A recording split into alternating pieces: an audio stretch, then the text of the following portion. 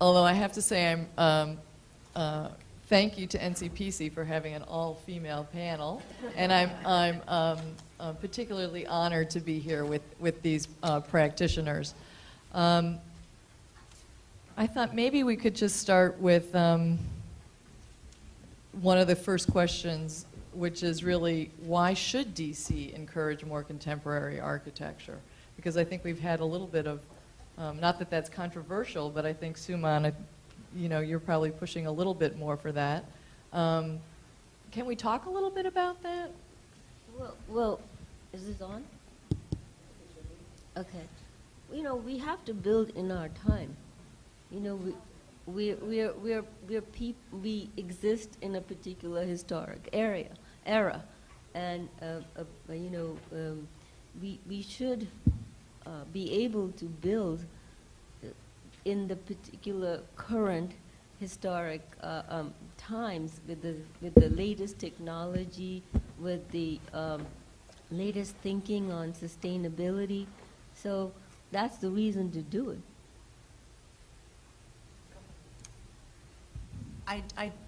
Is this on too? Can you hear me? Okay. I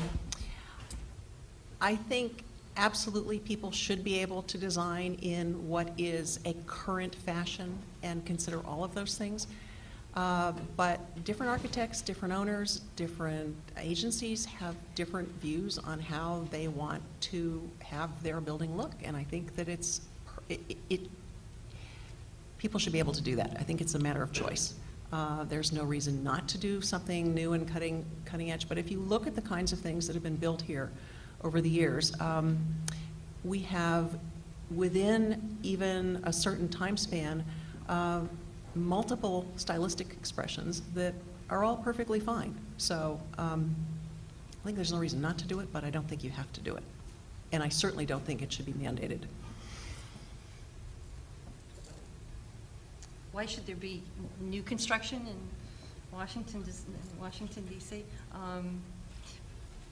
In the historic preservation field, obviously, the Secretary of Interior standards encourage new design, new construction. And in my experience doing design review nationwide, East Coast, West Coast, it is often the clients that are coming in with something that's scaled back. They're afraid to be more progressive and out there. They usually see something 2 blocks down and say, I want one just like that, Harry. In my experience on design review, that's often what is happening. People usually blame it on the community. The community also can be involved in getting aggressive about having something that doesn't fit in. But usually, when you talk about fitting something in, as you saw with my plan, normally people are just looking at building on either side. If you truly want to look at how new construction would fit into a community or neighborhood, you're looking way beyond the buildings on either side or even that block. And I don't think we have been very good at doing that at all in any of the historic districts that I've worked in. You know, but there are so many better tools to educate people on what buildings will look like. Now you can have, you know, fly-throughs and videos of a building that hasn't been built in its context, and it looks real. I think it's also a question of educating people. A lot of neighbors, the NIMBYs of Washington, are really afraid of modern architecture and contemporary architecture. But I think if good examples of that are shown and to work, I think it's a good way to go. I think you're right about people being afraid. And I think it's in large part because, at least in historic districts here, we don't have a lot of good contemporary design in historic districts. It's much easier to design a more traditional building than it is to design a good contemporary building. And it's a real trick, and it's possible that we need more good contemporary design, but I think that's one of the reasons that people are afraid. And absolutely, the video things that you can do, these fly-arounds, are astonishing, and they're really helpful for everybody, not just the neighbors, but for your review agencies. It's be realistic, though, about what sells. Go out into any suburb, and what have we got? We don't have new contemporary architecture, folks. The public wants a Center Hall Colonial with a gabled roof and little fake plastic shutters. That's what the general public in the United States wants. So our design professionals, colleagues, are just responding to what they're being requested to do. I really wonder if we had a subdivision out near Gaithersburg that was nothing but new design, how many people would be lining up to buy those? Now, obviously, we have economic problems right now, but let's take it to when that wouldn't be the case. I'm not so sure they would sell. But, how come in Paris, which is full of historic buildings, I've been working in Paris for 10 years on, various state, embassy buildings. In the last 10 years, I have yet to see a building that was built that's not ultra-modern in the middle of the city. How is it that there's the price per dollar per square foot for an office building in the middle of Paris that you can command for a new building, modern building, is the same as you can command for a building, on any of those avenues? So I'm not sure what makes Parisians more accepting of modern architecture than someone who lives in Gaithersburg. I'm not sure what that is. What do you think? I don't know, but the word avant-garde definitely is not English. And it's not Washington, D.C. either. I mean, we've been a sort of slightly architecturally retardataire from the very beginning, and maybe in 20 years we'll think this stuff is great. But I think a lot of people here, it's not why they're here, and it's not their preference. But again, I think it's a personal choice. But do you think the younger generation, the Twitters and Facebooks generation will demand something different? I don't know. Let's ask them. Do you think, for example, I'm just thinking that maybe with the rise of LEED and sustainability, could that lead the way, or could that be the impetus? Yeah, go ahead. The greenest building that we have are the ones that are out there.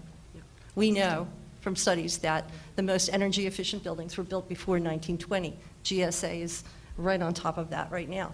So if you really want to be innovative, you're rehabbing an existing building rather than building some new building out of crushed up orange juice cans.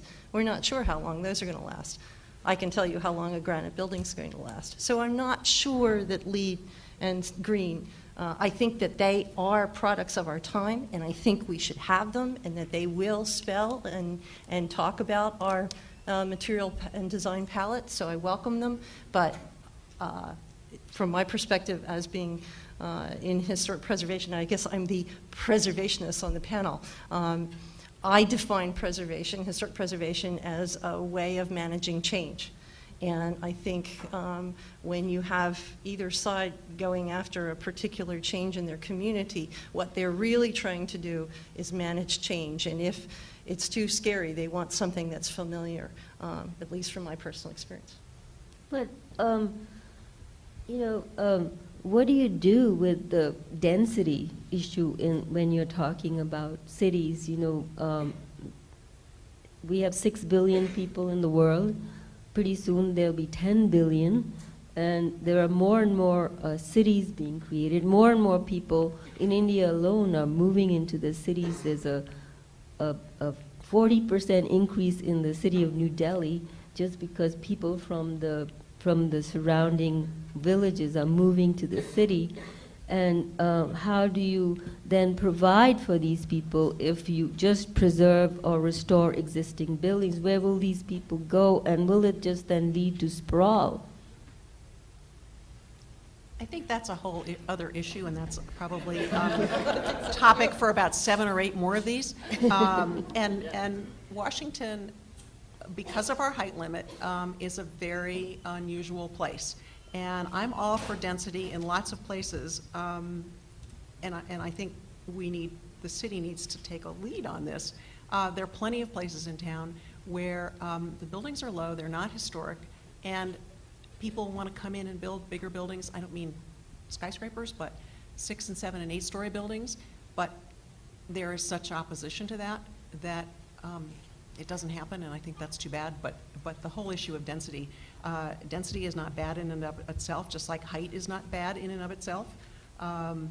Where we put people in DC is, as I said, maybe another issue, and it would be interesting to tackle that question sometime. I mean, no, but, you know, as we kind of take over neighborhood by declaring them historic districts, you are stymieing density, and you are,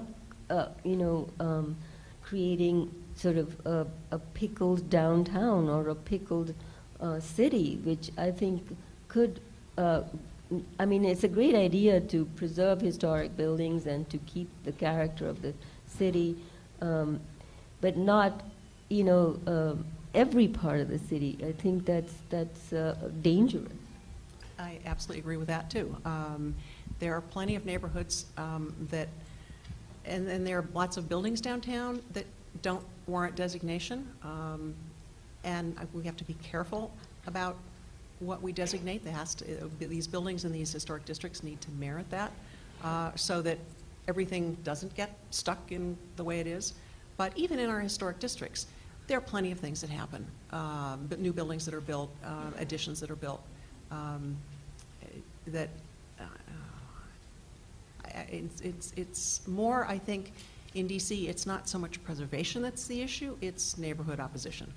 And that's something that I think is an unfortunate situation. A lot of things get blamed on preservation, but it's actually not all about preservation. And I loved hearing this definition of preservation as managing change. It's the clearest definition I've heard, and I'm an architectural historian. I don't call myself a historic preservationist, although I do believe in preservation, but that is really what this is about.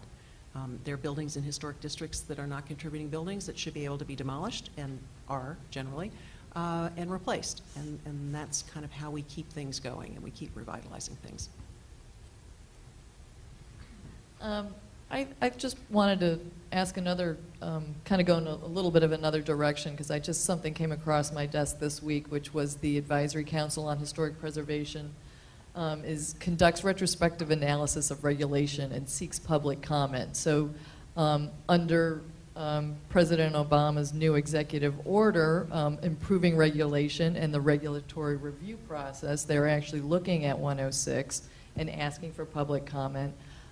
Do you think there is, I don't know if the other agencies are subject to that or are doing that, but it strikes me as a potential opportunity to have some of that jurisdictional overlap, or not necessarily the overlap, but in terms of streamlining the review process. Do you think that could work here in DC? Could there be, or are there ways that the Historic Preservation Office and something that NCPC or the Commission of Fine Arts is actually looking at can be looked at the same time with a larger group, and that issue is resolved so that it doesn't have to come up 3 or 4 times in terms of just getting things going? Or is that, would that help? Might that help? I'll jump into that.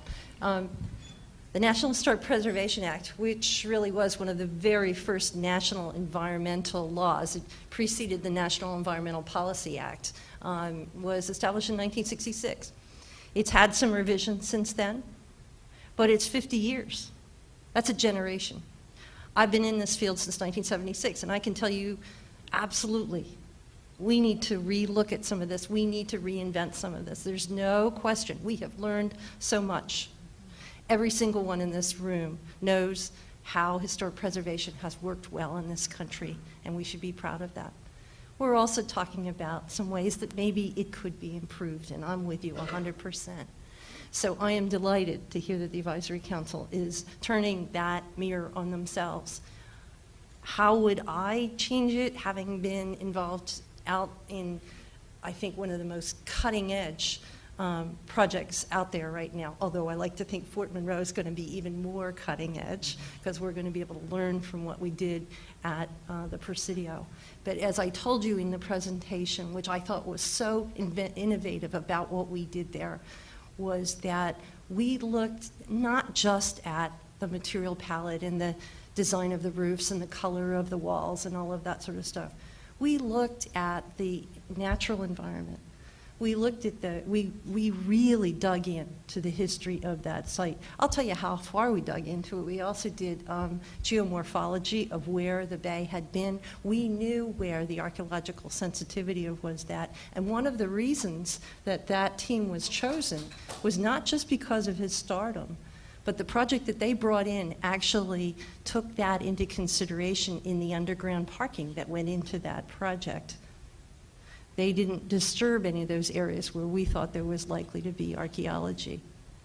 I don't think when we're doing, as we talked about, new construction, new design, we take everything into account, from sustainability to the street pattern to the circulation to where the birds and bunnies are living. All of that in any particular area should be, now we're capable of doing that. We've got so many amazing tools. We should be doing that. And so if I were talking to the advisory council and I want to spend some more time thinking about it, I would say we should be looking at our environment in a totality when we look at historic preservation. We're good enough to do that now, and I would really welcome that opportunity and love to do that. You know, I agree that the preservation movement and preservation of historic buildings has been a success, but it really has not helped new buildings in many ways because there are all these fiefdoms. There's the preservation fiefdom, you know, there's the zoning fiefdom, and nobody's really talking across to each other. And I think if I were to make a change in that rule, I would at least get people on, say, the Historic Preservation Review who have done very contemporary buildings inside historic buildings, or have had that kind of success or practical experience to kind of become champions of good, modern, contemporary architecture in historic district. So maybe it's a question of how do you change the rules to have these people talking across to each other, and what is the composition of these review agencies to affect this kind of change? I think DC is particularly complicated because, DC is a state for historic federal preservation purposes, but it's also a city. We have NCPC and the Advisory Council, and the Commission of Fine Arts, which are federal, and then we have our local review, which our Historic Preservation Review Board. We have zoning, and it's a lot that goes on. And I think the good thing is, at least practically speaking, the staffs of all these agencies talk to everybody else and are willing to meet with applicants, which makes it a lot easier. But it's a lot of masters to please, and I'm not sure the Advisory Council can solve that problem, but it would be really nice to think about some of these things. And it's a federal and a state and a city jurisdiction, which further complicates things, but that's the nature of being here in DC. Yeah, I mean, I liked your think local. I'm going to use, think local, hire local, in terms of, the folks who work here in DC, those architects, I do think, have an inside edge. I think they also know the process. Mm-hmm. I do wonder if, there aren't more folks from outside kind of jumping in because of the morass that they, might think is here, even if it's not that bad. Even though if they're associated with a local firm, that hopefully that would help that. But I wonder if there just aren't a lot of folks even getting into the fray because of that. Have you found that at all? Is that? I don't understand your question. Just in terms of the, how other architects from outside DC perceive, trying to get work in here, and if there are, if you think that that's an issue at all. Not really. Well, actually, I think it sort of depends on the architect, because there are architects who don't live here who get it about what's DC, and they don't seem particularly daunted by all of this overlapping review. I will say, it's certainly been my experience working other places than DC, and some of the architects I've worked with who are from, say, New York, coming here. Our review boards and staffs are really, particularly by comparison, professional, and they know what they're doing. And I think that helps mitigate all of these overlapping jurisdictions. I think for architects coming in from outside who think they should be able to just do whatever they think is the right thing, obviously that's a problem.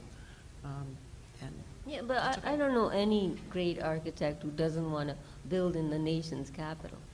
I mean, I have no idea who that architect is, but but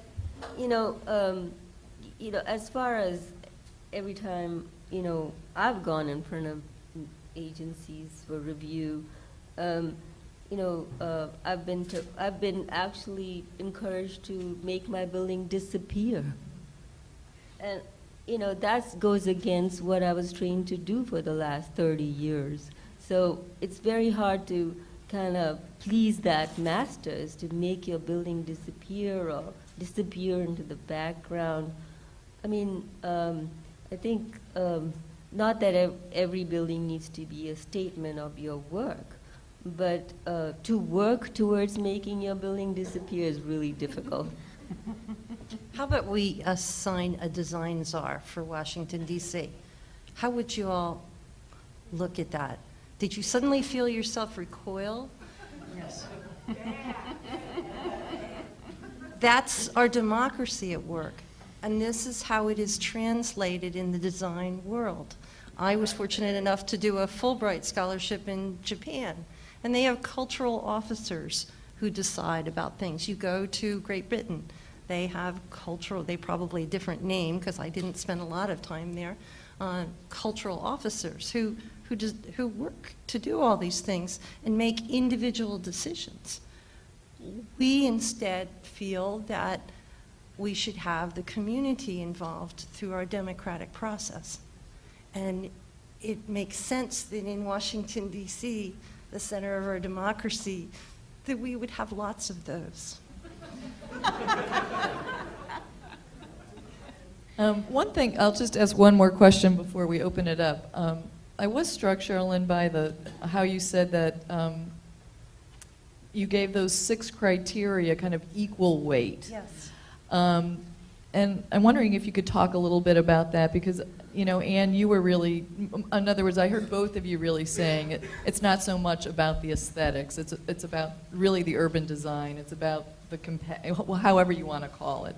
It's, how people interact, how the space flows, if it's a good neighbor, all of those things, as and the aesthetic really just being almost the last part of that. And Suman, I think you would disagree a little bit with that. But how did you come to that decision that that they were all equal and that there wasn't 3 or 2 of those that might get a little more weight? Because I think that is unusual. Well, I honestly cannot remember how, and I would have to give a lot of credit to the planning group SMWM and my colleagues at the Presidio Trust. But I think we knew we had to make the absolute best decisions in a short period of time. When you're under the gun of having to make a place economically self-sufficient by 2013, and you know that this project's going to start bringing in $6 million a year toward that goal, which it does now, you've got to get it going. And so we knew that we had to get this stone soup, if you will, all together at the same time, and that it was not up to any one of us to say, well, that's more important than that. We had huge public hearings. I can tell you that the National Park Service, as I said, was totally convinced that this project was going to destroy the National Historic Landmark District. We had a committee hearing of the Advisory Council of Historic Preservation actually come to San Francisco, and you know how hard it is to get plane tickets for the Advisory Council, so all the way to San Francisco. But and the public had posters out with the Transamerica building, which was about the equivalent square footage, saying this is what's going to be built in the Presidio. That amount of square footage. Great, great fear. So we felt really we had to handle every aspect of it. The natural resource constituency in California is much stronger than the historic preservation constituency. So that was one of the loudest ones, absolutely. Once you start putting all those pieces and parts together, the circulation pattern, the fact that we wanted to open up a connection,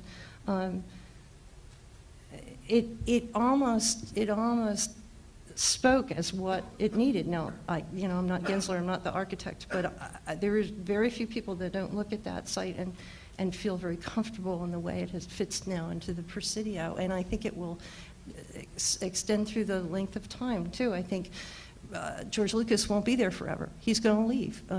His company will go away, and that building will be used for many other purposes. But the aspects of seeing the Palace of Fine Art, the aspects of having open lands, caring for the creatures, and they do live there. They are endangered species at the Presidio. We had to take those things into consideration. So I don't know how to answer. But let me your question. ask you, what did Gensler, who is a pretty modern architect firm, did they present modern options? I consider those buildings modern. I don't consider that, there's no way that is a historic building. Those are, I think, if not platinum, they're gold, certified LEED, they're, all of the materials are contemporary materials. Right, but I'm just asking if what defined that vocabulary of pitched roofs and punched windows, and I'm just I think they're very beautiful and they work well. I'm just asking if a modern option was presented. I don't know.